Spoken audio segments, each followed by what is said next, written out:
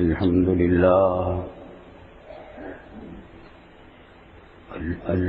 لله نحمده ونستعينه ونستغفره ونؤمن به ونتوكل عليه ونعوذ بالله من شرور أنفسنا ومن سيئات أعمالنا من يهده الله فلا مضل له ومن يضلله فلا هادي له ونشهد أن لا إله إلا الله وحده لا شريك له ونشهد أن سيدنا وسندنا ومولانا محمدا عبده ورسوله صلى الله تعالى عليه وعلى آله وصحبه أجمعين وسلم تسليما كثيرا كثيرا أما بعد فأعوذ بالله من الشيطان الرجيم بسم الله الرحمن الرحيم يا أيها الذين آمنوا استعينوا بالصبر والصلاة إن الله مع الصابرين. بزرگان محترم اور برادران عزیز، پچھلے کئی جمعوں سے قرآن کریم کی اسی آیت سے متعلق بیان ہو رہا ہے. سورہ بقرہ کی آیت ہے، دوسرے پارے کا تیسرا رکوع شروع ہو رہا ہے یہاں سے. یا ایھا الذین آمنوا استعینوا بالصبر والصلاۃ، اے ایمان والو تم مدد حاصل کرو صبر سے اور نماز. جو پریشانیاں، جو مصائب اور جو غم تمہیں پیش آئیں، جو مشکلات پیش آئیں، ان میں تم مدد لو صبر سے اور نماز سے. پہلے بھی عرض کیا تھا، صبر کہتے ہیں اپنے نفس کو قابو میں رکھنا، اپنے آپ کو قابو میں رکھنا، یہ ہے صبر. کوئی غم پیش آ گیا تو اس میں بھی اپنے آپ کو قابو میں رکھے کہ حد سے زیادہ غم کا اظہار نہ کرے. چیخنا چلانا بعض لوگوں کی عادت ہوتی ہے، یا اللہ تعالیٰ سے شکوہ کرنے لگتے ہیں کہ آپ نے ہم پر کوئی، ہم ہی رہ گئے تھے اس پریشانی کے لیے. بعض لوگ ایسے بھی کہہ دیتے. تو کوئی غم پیش آ گیا تو اس وقت بھی اپنے آپ کو قابو میں رکھیں، غم کو ایک حد تک ظاہر کریں، اس سے زائد نہیں. چیخنا چلانا جائز نہیں، آنسو ٹپک جائیں ٹھیک ہے، اپنے غم کا اظہار زبان سے بھی کر دیں، یہ بھی ٹھیک ہے. 3 دن سوگ منا لیں کہ زینت اور خوشبو وغیرہ استعمال نہ کی جائے، یہاں تک بھی ٹھیک ہے. 3 دن سے زیادہ سوگ منانا بھی جائز نہیں. تو کوئی غم اور مصیبت پیش آ جائے تو اس وقت بھی اپنے آپ کو قابو میں رکھنا کہ کوئی شریعت کے خلاف کام نہ ہو. اور جو فرائض اللہ رب العالمین نے ہم پر عائد کیے ہیں، 5 وقت کی نماز ہے، رمضان کے روزے ہیں، حج ہے، زکوٰۃ ہے، بیوی بچوں کے حقوق ہیں، مہمان پڑوسیوں کے حقوق ہیں، رشتہ داروں کے حقوق ہیں، ملنے جلنے والوں کے حقوق ہیں، ان کی ادائیگی میں اپنے آپ کو قابو میں رکھیں. آزاد نہ ہونے دیں کہ جو چاہیں کر لیں. یہ ہر وقت صحیح نظر رہے کہ ہم نے حقوق ادا کیے ہیں اپنے ان لوگوں کے اہل حق کے یا نہیں. جن کی ہم ملازمت کرتے ہیں ان کا حق ہم نے ادا کیا یا نہیں کیا؟ جو ہمارے ملازم ہیں ہم نے ان کا حق ادا کیا یا نہیں کیا؟ جو ہمارے پڑوسی ہیں ان کا حق ہم نے ادا کیا یا نہیں کیا؟ بیوی بچوں کے حقوق ہم نے ادا کیے یا نہیں کیے؟ ماں باپ کے، بہن بھائیوں کے، رشتہ داروں کے۔ اس میں آپ کو اپنے آپ کو قابو میں رکھیں۔ بعض لوگ ماں باپ کی محبت میں اور ان کی تعظیم و خدمت میں اتنے زیادہ منہمک ہوتے ہیں کہ بیوی بچوں کے حقوق پامال ہونے لگتے ہیں، یہ بھی جائز نہیں۔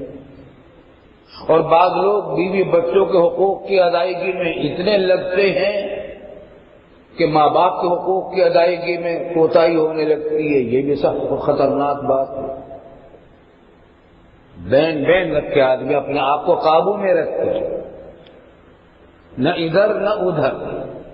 بیوی بچوں کے حقوق اپنی جگہ پر، ماں باپ کے حقوق اپنی جگہ پر، رشتہ داروں کے حقوق اپنی جگہ پر، پڑوسیوں کے حقوق اپنی جگہ پر، ماتحتوں کے حقوق اپنی جگہ پر، افسروں کے حقوق اپنی جگہ پر۔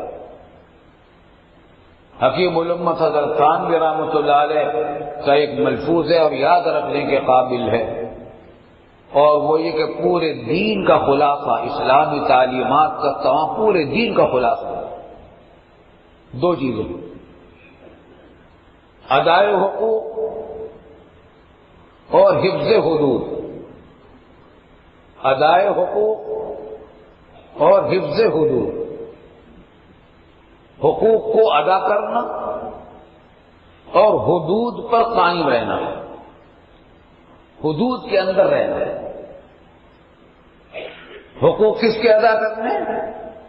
اللہ کے حقوق بھی ادا کرنا، بندوں کے حقوق بھی ادا کرنا۔ اللہ کے حقوق کیا؟ عقائد ہیں، ایمان ہے، عبادتیں ہیں، یہ اللہ کے حقوق ہیں۔ اللہ کا ذکر، تلاوت، دعائیں، ذکر، نمازیں اور تمام ہر قسم کی عبادتیں، یہ سب اللہ کے حقوق ہیں۔ اور بندوں کے حقوق حقوق العباد ہیں، جن کا میں ذکر ابھی کر رہا تھا۔ ماں باپ کے حقوق، بیوی بچوں کے حقوق، پڑوسیوں کے حقوق، رشتہ داروں کے حقوق، بہن بھائیوں کے حقوق، افسروں کے حقوق، ماتحتوں کے حقوق۔ حتیٰ کہ قرآن میں تو یہاں تک کے حقوق کو رکھا ہے کہ اگر آپ عارضی طور پر کوئی آدمی آپ کے پاس ہے، کھڑا ہوا ہے یا بیٹھا ہے، الصاحب بالجنب قرآن نے کہا اس کو کہ جو تمہارے برابر میں ہو، عارضی طور پر ہے، جیسے آپ بیٹھے، آپ کے دائیں بھی ایک آدمی ہے، بائیں بھی ایک آدمی ہے، بس میں آپ بیٹھتے اس میں بھی آپ کے دائیں یا بائیں آدمی کوئی ہوتا ہے، ریل میں، ہوائی جہاز میں، یہ عارضی طور پر آپ کا ساتھی بنا ہے، اس کے بھی حقوق ہیں۔ قرآن کریم نے فرمایا وَاعْبُدُوا اللَّهَ وَلَا تُشْرِكُوا بِهِ شَيْئًا وَبِالْوَالِدَيْنِ إِحْسَانًا وَبِذِي الْقُرْبَىٰ وَالْيَتَامَىٰ وَالْمَسَاكِينِ وَالْجَارِ ذِي الْقُرْبَىٰ وَالْجَارِ الْجُنُبِ وَالصَّاحِبِ بِالْجَنبِ، قریب کا پڑوسی، دور کا پڑوسی، اور جو عارضی طور پر تمہارے ساتھ ہو گیا اس کا بھی حق ہے۔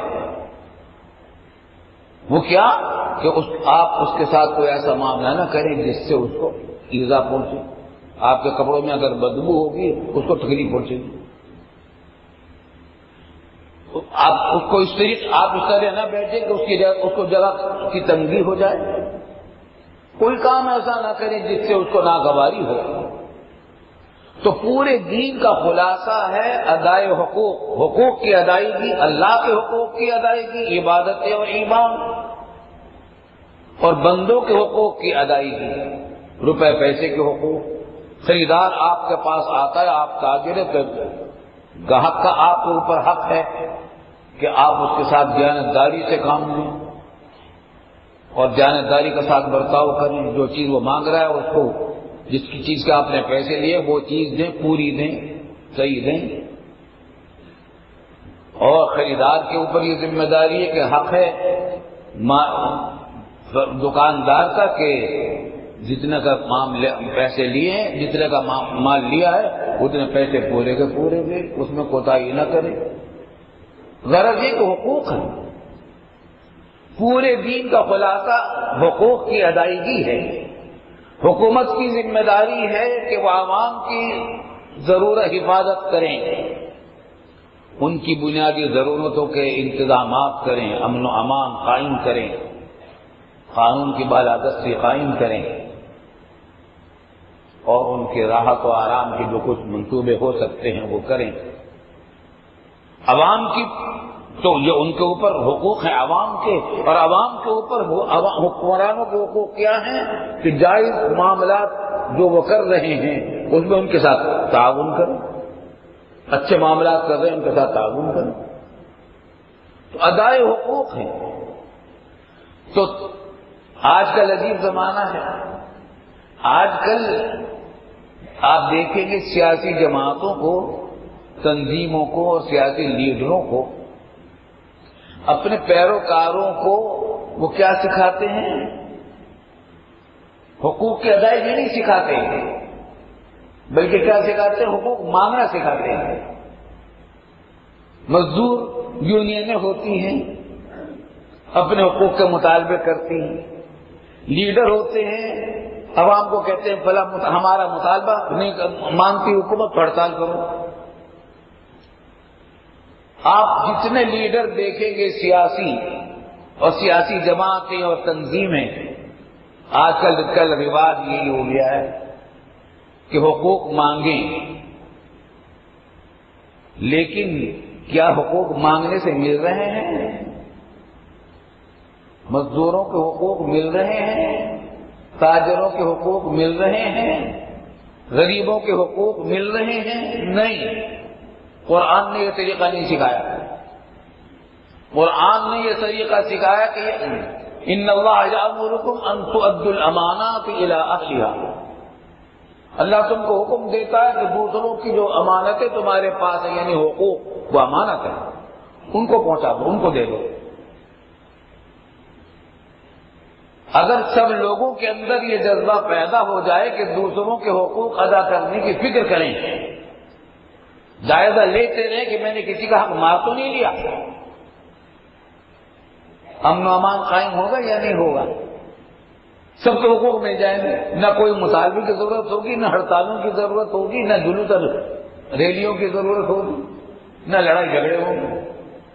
لیکن اگر طے یہ کر لے کہ دو حقوق ہم نے سب نے طے کر لیا کہ حقوق دوسروں کے حق ادا نہیں کریں گے لیکن اپنے حقوق کا مطالبہ کرتے جائیں گے، تو خوب سمجھ لیجئے اس طریقے سے کبھی کسی کو حق نہیں ملے گا۔ حق تو ملے گا اس وقت جب آپ اپنے پیروکاروں کو یہ سکھائیں کہ دوسروں کے حقوق ادا کرو۔ اسلام نے، رسول اللہ صلی اللہ علیہ وسلم نے، قرآن نے مسلمانوں کو اسی کی تعلیم دی۔ آج آپ یہ مجمع بیٹھا ہے، ہر ایک یہ طے کر لے کہ میں کسی کا حق ماروں گا نہیں، کسی کو تکلیف نہیں پہنچاؤں گا، نہ حق کسی کا پیسہ نہیں ماروں گا، کسی کو دھوکہ نہیں دوں گا، کسی کی دل آزاری نہیں کروں گا، کسی کی غیبت نہیں کروں گا، کسی پر بہتان نہیں لگاؤں گا۔ یہ اتنے آدمی اگر طے کر لیں، ہر ایک آدمی کا اثر کئی کئی آدمیوں تک جاتا ہے۔ ایک گھر میں کئی کئی آدمی ہوتے ہیں، اگر یہاں 3000 آدمی تو 15,000 آدمیوں تک بات پہنچے گی، تو امن و امان قائم ہوگا یا نہیں ہوگا؟ لیکن ہماری یہ مغربی جمہوریت کا طریقہ ہے، مطالبے مانو۔ مغربی جمہوریت نے یہ سکھایا، اور اسلامی طریقہ تعلیم جو ہے اور طریقہ جو ہے معاشرت کا، حکومت کا اور سیاست کا، وہ یہ ہے کہ اپنے پیروکاروں کو یہ سکھایا جاتا ہے کہ دوسروں کے حقوق ادا کرو۔ چنانچہ کہ محمد مولانا اشرف علی صاحب تھانوی رحمۃ اللہ علیہ نے فرمایا کہ پورے دین کا خلاصہ ہے ادائے حقوق، حقوق کی ادائیگی، حقوق کو ادا کرنا، اور حفظ حدود، حدود کی پابندی کرنا۔ آپ فرض کر لیجیے حقوق ادا کرنے لگے بیوی بچوں کے، لیکن اس میں حد سے آدمی بڑھ جائیں کہ ماں باپ کے حقوق پامال ہونے لگے، بہن بھائیوں کے حقوق پامال ہونے لگے، رشتہ داروں کے حقوق پامال ہونے لگے، یہ بھی غلط ہے۔ حد سے زیادہ کوئی چیز نہیں. انتہا پسندی تو اسلام میں ہے ہی نہیں. آج الزام لگایا جاتا ہے مسلمانوں پر انتہا پسندی کا، اور کچھ باتیں مسلمانوں کے اندر پیدا ہو بھی گئی انتہا پسندی کی. ورنہ اسلام نے تو انتہا پسندی کو ہر قدم پر روکا. ہر چیز کی ایک حد مقرر ہے، اس سے زائد کرنے کی اجازت نہیں ہے. نماز میں کوئی یہ چاہے کہ میں 4 رکعتوں کی بجائے 5 رکعتیں پڑھوں، حرام ہے، ناجائز ہے. اور رکوع کے اندر میں قرآن پڑھا کروں، ممنوع ہے. اور رکوع کی بجائے میں سجدے کر لیا کروں، یہ 2 سجدے کی بجائے نماز میں 3 سجدے کر لیا کروں، اور رکوع 1 کی بجائے 2 کر لیا کروں. بظاہر تو نیک کام ہے، رکوع بھی نیک کام ہے، سجدہ بھی نیک کام ہے، تلاوت قرآن بھی نیک کام ہے، لیکن حد سے زیادہ اگر ہوگی غلط ہو جائے گا. ایک صحابی تھے حضرت عبداللہ بن عمرو بن عاص رضی اللہ تعالی عنہ، انہوں نے یہ طے کر لیا کہ دن بھر روزہ رکھا کریں گے، سال بھر، عمر بھر دن بھر روزہ رکھا کریں گے، رات کو جاگا کریں گے تہجد میں. حضرت صلی اللہ علیہ وسلم کو خبر ہوئی، آپ نے منع فرما دیا. فرمایا یہ کیا طریقہ ہے تمہارا؟ کیا تمہارے اوپر تمہاری جان کا بھی حق ہے؟ جان کا بھی تو حق ہے، سب سے پہلے تو جان ہی کا حق ہے. اپنی جان کے اوپر اتنے مشقت ڈالنا جو برداشت نہ کر سکو تو یہ بھی جائز نہیں ہے. بیمار پڑ جاؤ گے، بلکہ پھر بیمار ایسے پڑو گے کہ فرض نمازیں بھی چھوٹ جائیں گی، روزے بھی چھوٹ جائیں گے، زمانہ بھی چھوٹ جائے گا، بیوی بچوں کو حقوق کی ادائیگی جو فرض ہے وہ بھی ختم ہو جائے گی. تو سب سے پہلے تو اپنی جان کا حق ہے، تو اس کو جان کا حق یہ ہے کہ اتنی راحت اس کو پہنچاؤ اور رات کو نیند اس کو ملے تاکہ دن میں وہ کام کر سکے. پھر دن میں تم اگر روزے سے رہو گے تو کون مہمان تمہارے پاس آئے گا؟ وہ تو روزے سے کون جائے ان کے پاس؟ آپ نے فرمایا کہ تمہارے اوپر تمہاری اپنا بھی حق ہے، تمہاری بیوی کا بھی حق ہے. اگر تم دن میں روزے سے رہو گے، رات بھر تہجد پڑھو گے، بیوی کے حقوق کون ادا کرے گا؟ بیوی اس بات سے آئی تھی تمہارے گھر میں کہ وہ اکیلی پڑی رہ جائے. اور اگر بلی زوری کا علی کا حق، مہمانوں کا بھی تمہارے اوپر حق ہے. کوئی جو تم سے ملنے کے لیے آتا ہے، اگر تم روزے سے ہوگے تو تمہاری طبیعت میں ظاہر ہے کہ کمزوری ہوگی، کھانے پینے کی طرف التفات نہیں ہوگا. ایسے میں کوئی مہمان آپ کے پاس آ کر کھانا کھاتے ہوئے یا کوئی چیز پیتے ہوئے شرمائے گا. تو انتہا پسندی. پھر انہوں نے کہا کہ یا رسول اللہ، آپ نے فرمایا کہ کیا تم مجھے نہیں دیکھتے؟ میں رات کو یہ جاگتا بھی ہوں، سوتا بھی ہوں، اور نفلی روزے رکھتا بھی ہوں، چھوڑتا بھی ہوں. تو پھر کہا اچھا آپ مجھے اس اجازت دے دیجیے کہ اتنے روزے رکھنا. آپ نے کہا نہیں، اتنے روزے رکھنا کہ نہیں. بالآخر یہ صلح ہوئی کہ ایک دن روزہ رکھیں گے اور ایک دن افطار کریں گے. حضرت داؤد علیہ السلام اسی طرح روزہ رکھتے. بعد میں حضرت عبداللہ بن عمرو بن العاص کا معمول یہی رہا. ضعیف ہو گئے تھے بہت زیادہ بڑھاپے میں، تو وہ کہتے تھے کہ کاش میں حضور صلی اللہ علیہ وسلم کی وصیت کو اور مان لیتا اور ایک دن روزہ اور ایک دن افطار کا جو میں نے معاملہ طے کر لیا تھا اس سے بھی کم روزہ رکھنے کا معاملہ طے کرتا، کیونکہ اب ایک دن روزہ اور ایک دن افطار مجھ سے برداشت کرنا مشکل ہوتا ہے. تو اب دیکھیے روزہ رکھنا، راتوں کو تہجد میں پڑھنا کتنی بڑی عبادت ہے، لیکن انتہا کی اجازت نہیں، انتہا سے گزرنے کی اجازت نہیں. تو ادائے حقوق بھی لازم ہے اور ان کی حدود کی پابندی بھی لازم ہے. شریعت نے حقوق کی پابندی لگا دی ہے، حد مقرر کر دی ہے کہ اس حد تک یہ کام کرنا ہے، اس حد تک یہ کام کرنا ہے، اس حد تک یہ کام کرنا ہے، اس حد تک اس کا حق ادا کرنا ہے، اس حد تک اس کا حق ادا کرنا ہے. ایک شخص ہے، اس کی بیوی ہے یا ماں ہے یا بہن ہے، پورے گھر میں وہ اکیلی ہے. اور یہ شخص ہے، اس کا بھائی یا باپ یا شوہر، اور وہ بیمار ہے، گھر میں اور کوئی ہے نہیں، اور اس کو ضرورت ہے ہر وقت کسی ایسے آدمی کی جو اس کی دیکھ بھال کر سکے اور اس کی مدد کر سکے۔ اذان نماز کا وقت ہو گیا، جماعت سے نماز کا مسجد میں۔ اب بتائیے، اللہ کا منادی تو پکار رہا ہے کہ آؤ مسجد میں آؤ، لیکن وہ جو بیمار خاتون گھر میں پڑی ہے وہ یہ کہہ رہی ہے، وہ اگر چلی کہہ رہی، وہ کہہ رہی چلے جاؤ تم، لیکن اس کی حالت کا مطالبہ یہ ہے کہ تم اس کو چھوڑ کر جاؤ گے تو ناانصافی ہوگی۔ علماء نے بیان کیا، بزرگوں نے بتایا کہ یہاں تقویٰ اس میں ہے کہ مسجد میں نہ جائے، گھر میں نماز پڑھے، جماعت کو چھوڑ، انشاءاللہ جماعت سے زیادہ ثواب ملے گا۔ ہر چیز کی ایک حد ہے، جماعت کی پابندی بہت اعلیٰ درجے کی چیز ہے، اور تکبیر اولیٰ کی پابندی کے بارے میں تو رسول اللہ صلی اللہ علیہ وسلم نے فرمایا کہ جو شخص تکبیر اولیٰ کی پابندی کر لے، یعنی پہلی رکعت میں شامل ہو جایا کرے، کوئی رکعت اس کی چھوٹے نہیں، تو دو چیزوں سے اس کی حفاظت ہو جاتی ہے۔ ایک نفاق سے، اس کے دل میں اگر نفاق ہے وہ نکل جاتا ہے، منافقت اگر دل میں ہے وہ ختم ہو جاتی ہے، خاتم ہو جاتا ہے، اور ایک جہنم کی آگ سے برات ہو جاتی ہے، بالکل خلاصی ہو جاتی ہے آدمی۔ اتنا بڑا عمل ہے تکبیر اولیٰ کا، لیکن اگر ایسی صورتحال ہے جیسے میں نے عرض کی، گھر میں کوئی ایسا بیمار ہے جس کی دیکھ بھال کرنے والا کوئی اور تمہارے علاوہ نہیں ہے، اور خطرہ ہے کہ تم چلے جاؤ گے تو اس کو تکلیف پہنچ جائے گی، تو اس وقت تقویٰ یہ ہے کہ تم مسجد میں نماز نہ پڑھو، وہیں اکیلے پڑھ لو نماز، انشاءاللہ اس سے بھی زیادہ ثواب تم کو ملے گا۔ تو پورے دین کا خلاصہ کیا ہے؟ حقوق کی ادائیگی اور حدود کی پابندی، شریعت نے جو حد مقرر کر رکھی ہے چیز کی، اس کی پابندی۔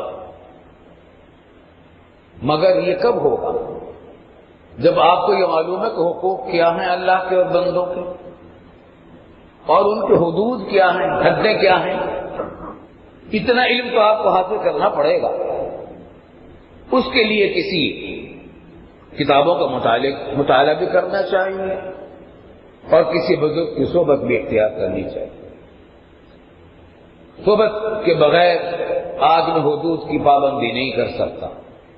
حدود کو سیکھتا ہے آدمی صحبت میں رہ کر، اللہ والوں کی صحبت میں رہ کر، جو عالم بعمل لوگ ہیں، یا عالم نہیں ہیں مگر عمل ان کے سنت کے مطابق ہے، اور کہتے ہیں لوگ یہ بزرگ ہیں اور ان کے عمل سنت کے مطابق ہیں، ان کی صحبت میں بیٹھیں، ان سے پوچھا کریں، مشورہ کیا کریں، بیوی کے معاملے میں، بچوں کے معاملے میں، تجارت کے معاملے میں، ملازمت مزدوری کے معاملے میں، تاکہ حدود کے قائم کی پابندی ہو۔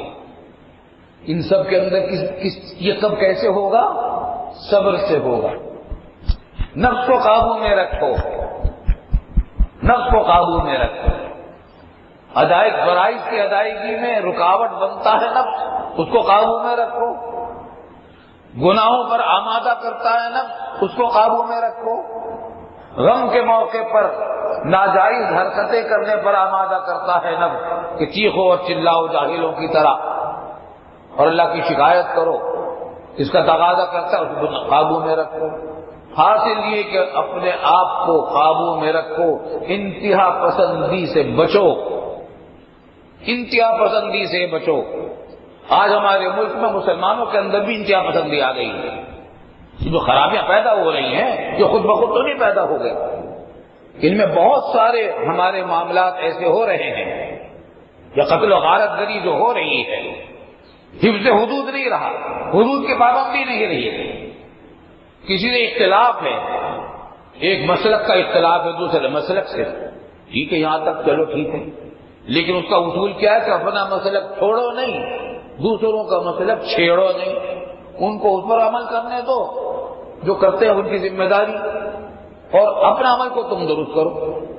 ہاں ان کو تلقین اگر حق کی تم کر سکتے ہو حکمت کے ساتھ، نرمی کے ساتھ، خیرخواہی کے ساتھ ان کو مسئلہ بتا دو کہ بھائی تمہارا طریقہ یہ غلط ہے، مان لے تو ٹھیک ہے، نہیں مان لے تو آپ کی ذمہ داری ختم، اپنے عمل کو ٹھیک رکھیے، اپنا مسلک چھوڑو نہیں، دوسروں کا مسلک چھیڑو نہیں، اپنے نفس کو قابو میں رکھو۔ لیکن اب کیا ہو رہا ہے؟ دھماکے ہیں، اور اس کے اندر بے گناہوں کا خون ہے، عورتوں اور بچوں کا خون ہے، قتل و غارت گری کا بازار گرم ہے۔ اب لاہور کے اندر جو واقعہ پیش آیا، کسی شخص نے توہین رسالت کا بدترین جرم کیا تھا، بلا شبہ بدترین جرم ہے، وہ ناقابل معافی جرم ہے۔ اس کو ہماری حکومت کی بھی کمزوری ہے کہ اس کو گرفتار کر کے اس کا اعلان کیا جاتا کہ ہم نے پکڑ لیا، جلدی سے اس کو عدالت میں پیش کیا جاتا تاکہ جلدی سے اس کی سزا ہوتی، مگر چونکہ لوگ دیکھتے ہیں کہ سزا ہوتی ہی نہیں ہے مجرموں کو، تو وہ خود ہی قانون نافذ کر لیتے ہیں، کرنا چاہتے ہیں اور قانون ہاتھ میں لے لیتے ہیں۔ پھر انہوں نے وہ طوفان بدتمیزی برپا کیا وہاں کے مسلمانوں نے، پتہ نہیں وہ مسلمان تھے یہ غیر ملکی ایجنٹ تھے جنہوں نے مسیحی آبادیوں کو برباد کیا، آگ لگائی، وہاں کے عورتیں اور بچے مارے گئے، ان کے مکانات جلا دیے گئے۔ بتائیے ان بے گناہ عیسائی بچوں کا اور عورتوں کا کیا قصور تھا؟ مجرم ایک تھا، وہ تو محفوظ ہو گیا جیل میں آ کر، اور جنہوں نے جرم نہیں کیا تھا ان کو تم نے سزا دے دی۔ بظاہر تو یہ اپنے نزدیک عشق رسول کا کام کیا، لیکن یہ اسلام کو بدنام کرنے والا کام ہے، مسلمانوں کو بدنام کرنے والا کام ہے، قرآن و سنت کے تعلیمات کے سراسر منافی ہے، بلکہ توہین قانون رسالت جو ہے اس کو بھی ناکام بنانے کی سازش سمجھتا ہوں میں۔ تو اس میں مجھے اندیشہ ہے کہ شاید اس میں غیر ملکی ایجنٹ شامل ہیں جنہوں نے مسلمانوں کو بدنام کرنے کے لیے یہ حرکتیں کروائی لوگوں نے، لیکن کرنے والے تو ہماری مسلمانوں میں سے کوئی ہوتا ہے نا۔ مگر وہی بات ہے کہ حفظ حدود نہیں ہے، ہر چیز کی ایک حد ہے، ادائے حقوق بھی ذمہ داری ہے۔ کافروں غیر مسلم اقلیتیں جو ہمارے ملک میں رہتے ہیں وہ اگرچہ کافر ہیں مگر ان کی جان و مال اور آبرو کی حفاظت ہماری ذمہ داری ہے، اگر نہیں کریں گے ہم گناہ گار ہوں گے۔ ان چیزوں کو نہیں سمجھتے تو نتیجہ یہ کہ ہر ایک جو چاہتا ہے کر رہا ہے، حکمران جو ہیں قانون کو نافذ نہیں کرتے، قانون کے مطابق فیصلے نہیں کراتے، مجرموں کو سزائیں نہیں دیتے، لوگوں نے خود سزائیں دینی شروع کر دی اور اس کے اندر پھر نہ یہ حدود میں یہ حد میں رہے نہ وہ حدود میں رہے۔ اللہ تعالی ہمیں صحیح فہم عطا فرمائے دین اور دین کی سمجھ تو پیدا ہوتی ہے اللہ والوں کی صحبت سے، بزرگوں سے ملنے سے، علماء سے رابطہ رکھنے سے۔ الحمدللہ علماء کی تعداد کم نہیں ہے ملک میں، اور ایسے علماء بھی موجود ہیں جو عالم بعمل ہیں، ان سے رہنمائی حاصل کریں۔ اچھا یہ بھی کوئی ضروری نہیں کہ بہت بڑے مشہور بزرگ کے پاس ہی جائیں، نہیں، آپ کو اپنے محلے کے امام سے رہنمائی مل سکتی ہے، اپنی مسجد کے امام اور خطیب سے رہنمائی مل سکتی ہے، اگر آپ کو ان کے علم اور ان کی دیانت پر اعتماد ہے، اور آپ اعتماد اس طریقے سے ہوگا کہ آپ یہ محسوس کریں کہ دوسرے علماء ان پر اعتماد کرتے ہیں، ان سے آپ رہنمائی لیں، اپنے محلے کے مسجد کے امام سے رہنمائی لیں، انشاءاللہ تعالی حالات بہت بہتر ہو جائیں گے۔ اللہ تعالی ہم سب کو ادائے حقوق کی بھی توفیق عطا فرمائے اور حفظ حدود کی بھی توفیق عطا فرمائے، جس کا حاصل یہ ہے کہ صبر کی توفیق عطا فرمائے۔ اللہ تعالی ہماری تمام دعاؤں کو قبول فرمائے۔ وآخر دعوانا الحمدللہ۔